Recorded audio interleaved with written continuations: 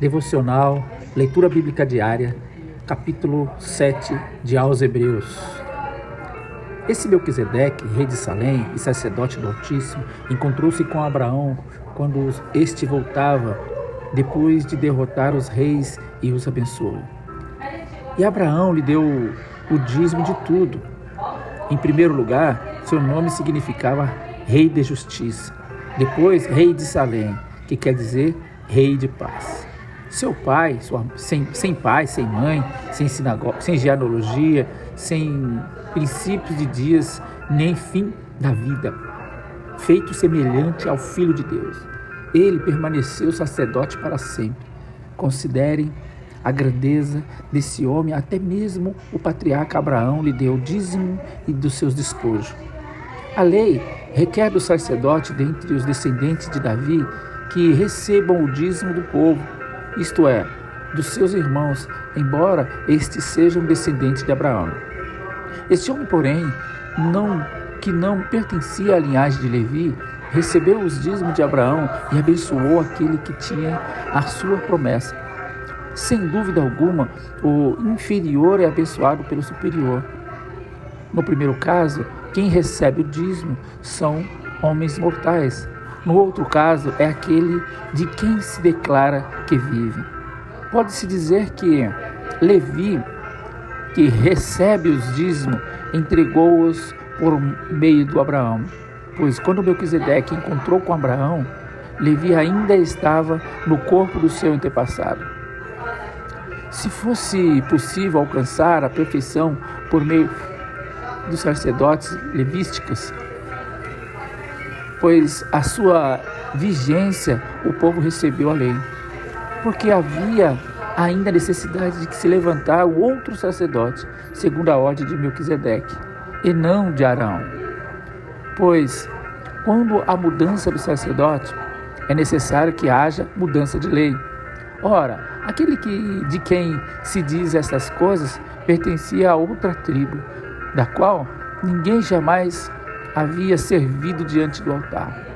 Pois é evidente que o nosso Senhor, descendente de Judá, da tribo da qual Moisés nada fala quanto a sacerdote, o que acabamos de dizer fica ainda mais claro quando aparece outro sacerdote semelhante a Melquisedeque.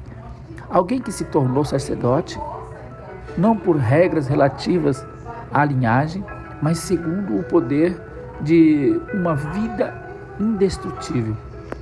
Pois sobre ele é afirmado: tu és sacerdote para quem, segundo a ordem de Melquisedeque.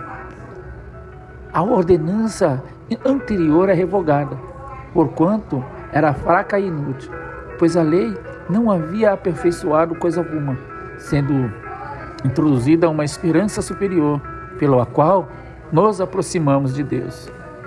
E isso nos aconteceu sem juramento. Outros se tornaram sacerdotes sem qualquer juramento, mas ele se tornou sumo sacerdote com juramento, quando Deus lhe disse: o Senhor jurou e não se arrependerá, tu és sacerdote para sempre. Jesus tornou-se, por isso mesmo, a garantia de uma aliança superior. Ora, aqueles sacerdotes que havia havido muitos, porque a morte os impede de continuar em seus ofícios. Mas visto que vive para sempre, Jesus tem o sacerdócio permanente.